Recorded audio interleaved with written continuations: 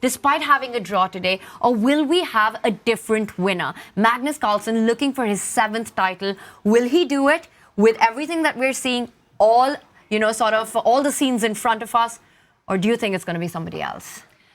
Well, that's a question for later rounds, but for the time being, he has the black pieces. He starts with 7 minutes, but he has draw odds, whereas Wei Yi begins with 10 minutes, and when a draw won't cut the mustard, Wei Yi will have to mix it up. And Wei Yi does not go for the 4 knights Spanish anymore. That was too quick a draw, too easy a draw for Magnus Carlsen, who now has draw odds. Instead, it's the bishop's opening, with bishop coming out to c4 before the knight. There's a trick in the position. Don't take this pawn. It's poisoned.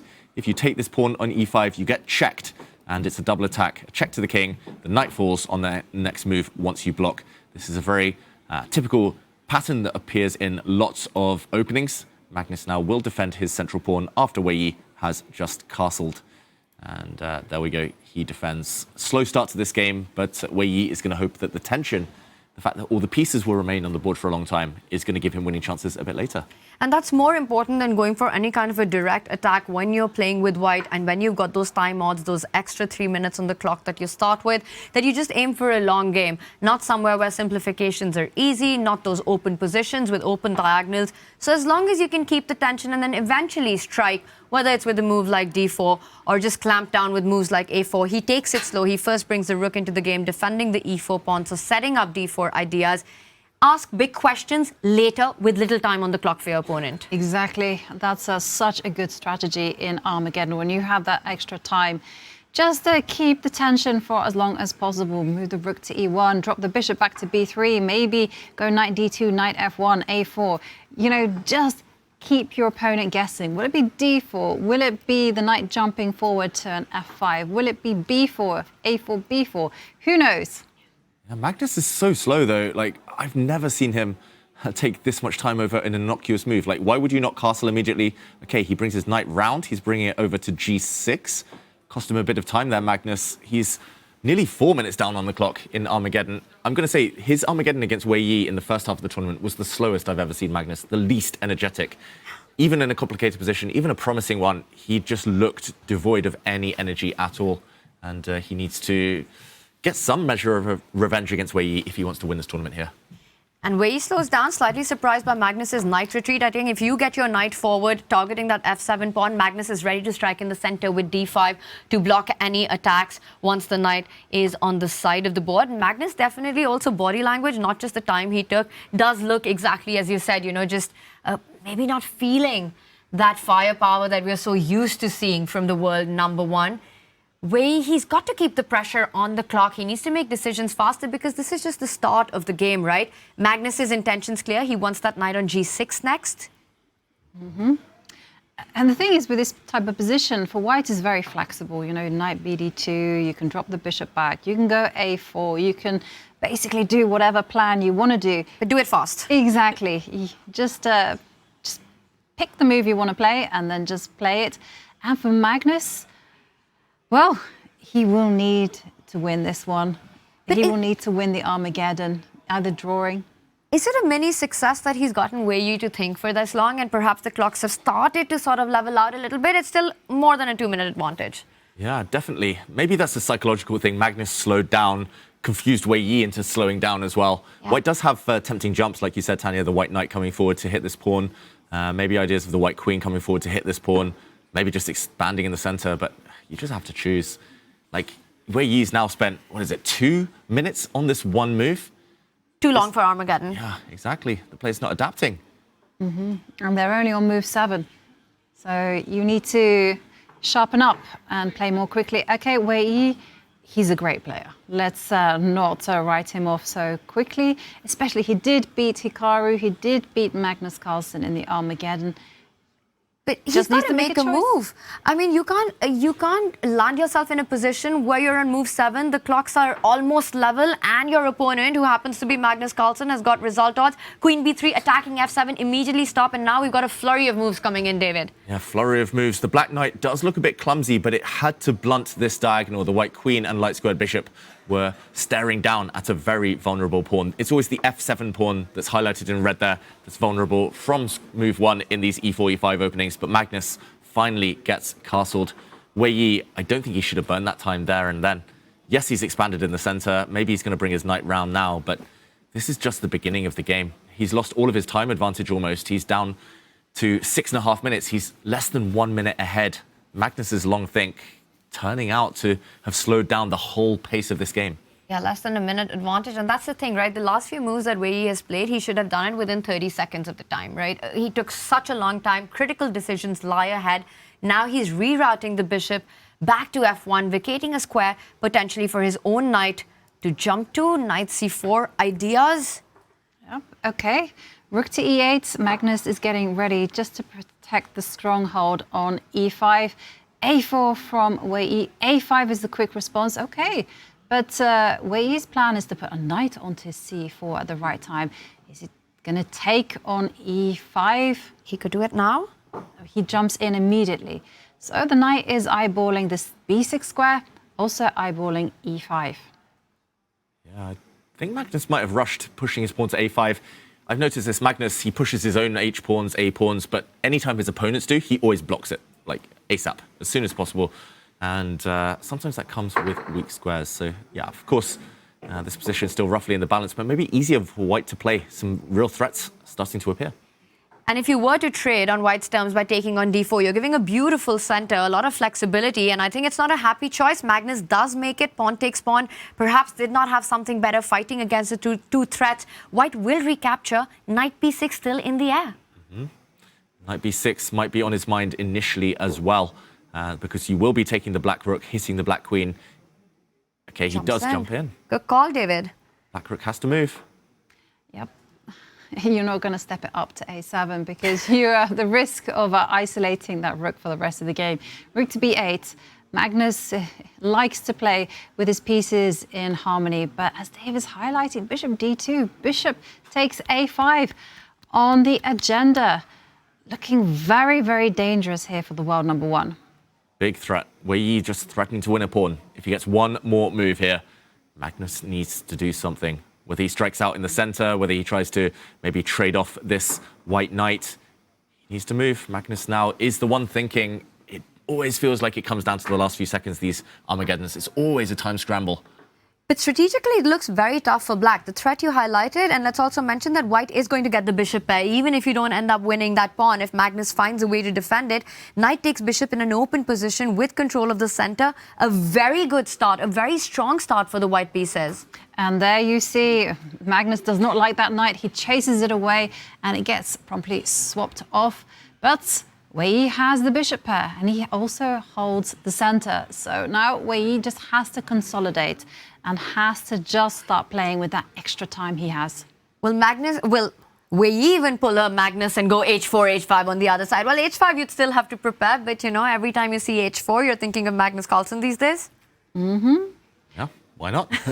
I expect him to maybe develop his bishop as well, or I don't know, often you want to improve this piece. I don't know which way you bring your own light squared bishop, which is unchallenged, we should mention, after that exchange there. Wei Yi, though, has slowed down yet again, tanking for almost 1 minute now. Yeah, and this is not the best strategy there from Wei Yi, because he can make these happy moves. Bishop to d2 was a natural move. Just getting ready to either put the bishop on c3 or just connect the rooks. And then you can make those kind of useful moves like h3, bishop d3, put the rooks in the center. Just make these moves quickly. They can't be wrong. And let Magnus start to untangle. Because it's not easy for Magnus to sort of reciprocate those kind of moves, to actually improve the position of his pieces. Look at the way Wei Yi's tied down the bishop and the queen to defend a5.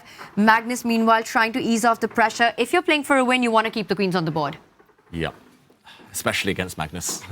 Take the queens off, you probably get ground down in an endgame, or at least Magnus will know how to hold that one at the very minimum. It's unthinkable to trade queens here, but it is difficult to keep the queens on while holding d4. You might need to slide to a square such as this one, or if you're going to move away, you need to understand that the black queen cannot jump in without getting trapped. What do you think? He's keeping it, trading it? I think he has sacrificed the pawn, and yeah, it happens. And Magnus is going to go d5 just to clarify the center. And yeah, this is the thing. Magnus is so good. He knows when to strike out. He knows when to get those central squares for the knight. And now Wei Yi has to find a way to boot that knight away from its powerful square. You don't want to pick up the pawn on b2. That's a mousetrap. The queen perhaps does eventually end up getting trapped there, chased down the board. Rook b1. Even if you don't end it because there's queen c3. b7 is hanging in so many positions. Very terrifying to make the decision of queen takes pawn. Yeah, Magnus instead keeps the status quo. He's going to plant his bishop on a nice square. And yeah, Ivanka here, you're 100% right about this black knight. Either it's just a super strong piece and it's going to control the rest of this middle game, or it might just get trapped. But the problem is the white knight would need to move out the way in order to play the move f3 and win this piece in the center. I really like what Magnus has been doing, and he's been doing it quick. Look at the time, it's almost level now. Wei Yi moves his rook. Magnus also shuffles his rook. Is Magnus getting ready to break out now, maybe with c5? Against the bishop pair, accelerating the play, while Wei Yi isn't quite ready yet.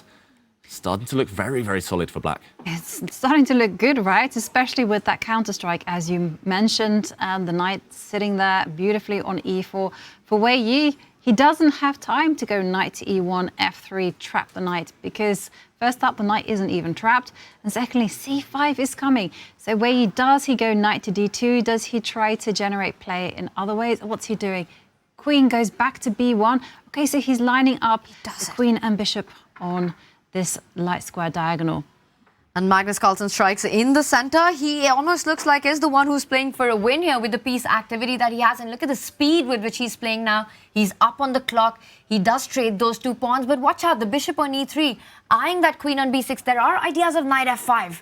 And get this, Wei Yi has less time on the clock than Magnus.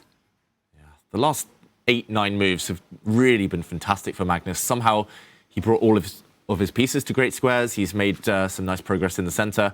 Now, maybe he'll trade knights to stop any jumps and then block with his dark squared bishop. If he can trade off everything, maybe just leave black with the queen, knights and rooks, then he should be doing well.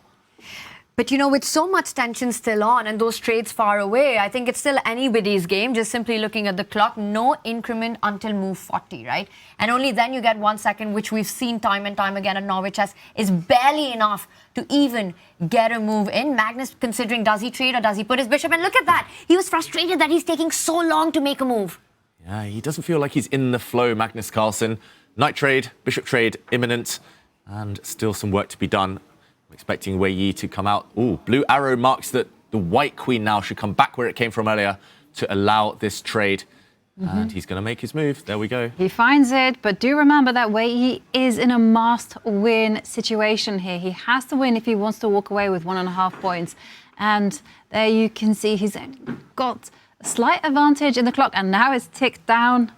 And the position is so active for Magnus. It's going to be very, very difficult to win this one. You know, but the reaction that we had with Magnus on the camera, it almost looked like he's also fighting himself. Like he had to will himself to make a decision, make a move at that moment. Queen e3 on the board. Magnus does have the option to trade everything on the d4 square, simplify the position, get closer to that draw, which is why Wei Yi doesn't recapture with the queen. Watch out, big threat on the board of rook takes knight. Rook takes knight is the threat, so Magnus has to move the queen. He has to defend, and he moves the knight. Don't take it, the rook is hanging in the center. Now the white queen overloaded, needs to keep the rook protected, but not just that, the black knight is coming back to a really nice square. That e6 square is a fantastic blockading square and will boot the white rook out of the center. Can't you take the pawn on d5? Rook takes pawn, queen takes queen, rook takes rook, comes in with a check, but it perhaps would anyway lead to a drawing endgame. Yeah, tactics. I'll just put this on the board while Wei Yi thinks rook takes pawn, attacks the black queen. If there's a queen trade, rook takes rook comes with a check. Great spot by Tanya here. White is a pawn up, but these doubled pawns at the end of the variation might just start falling off. So big decision. Do you go into this endgame against the endgame maestro Magnus Carlsen, or do you keep rooks on the board? Do you bring a rook across and try to keep the tension? You keep the tension. You need to keep the tension. That endgame is a draw, and a draw is not good enough in the Armageddon. He does do so. He does come back with the queen, doubling down on the d5 pawn. Yeah, and he's adding pressure to that pawn. So big threat, rook takes pawn. So Magnus will have to deal with that one first. But how does he defend that pawn? And he... Oh! Magnus has blundered. He's blundered his piece. What? Look at him. He reacts. He can't believe it. The rook was hanging on d8. You could not pick up the rook on d4. And Magnus cannot believe what he's just done. he just laughed because he couldn't quite believe he'd blundered like this. Oh, and Wei Yi gives up his queen. It's currently a queen for black versus 2 rooks and a bishop. We'll break that down again a bit later in slow motion, but he simply moved his rook away from the defense of his other rook and now faces a lost endgame. This is surely a win for white now. All of white's pieces will combine. He's just outnumbered, Magnus. 3 pieces versus 1, a queen not enough. He's going to try and give some spite checks, but yeah, it's all about the clock now. His only chance, Magnus Carlsen. It's 13 points to 9. If you do the math here, Wei Yi in driver's seat, but can he get it done with just 30 seconds on the clock? Magnus coming in with the queens. Wei Yi's king will have to go up the board. Wei Yi looks up to see where is the move count. 40 move, you get an extra second. Yeah, and now he sets about trying to find himself a hiding place for the white king. That's what Wei Yi has to do, because Magnus's only hope is to keep on giving checks with the queen. And, well, g5, trying to cause chaos. King can hide on that h2 square. It can also be defended by its own pieces. Wei Yi, he wants to double down on the f7 tender spot. Will he simply slide back? He does it. Some more checks. But f7, you're about to lose that pawn. There's not too many checks, and wow, the queen comes to h2 with a stamp. But there you see Wei Yi just playing great chess here. Classy. He's cut the black king off here. He's going for checkmate. Checkmate in 2 moves threatened. Rook takes pawn, followed by rook coming up to the top of the board. This is over. Magnus just needs to give some checks, pray for a miracle, but the white king is hiding. This one's going to be over any second now. Wow, it's a king march, and Wei Yi's king will hide on a2. Is Magnus Carlsen about to resign and go down for the second time in an Armageddon? Against Wei Yi in Norway Chess, rook takes pawn, rook d8 is the big threat. Well, Wei Yi doesn't have so much time. 12 seconds on the clock. So if Magnus can keep the black king still alive, there might be a chance to say 6 seconds. Rook g6, he does it. Rook g8, undefendable. Magnus Carlsen resigns. Wow, a huge blunder from Magnus Carlsen deciding this game. Almost unthinkable that the world #1 would do this, but Wei Yi took his chance when it came, and that could be a dagger for Magnus Carlsen's tournament hopes.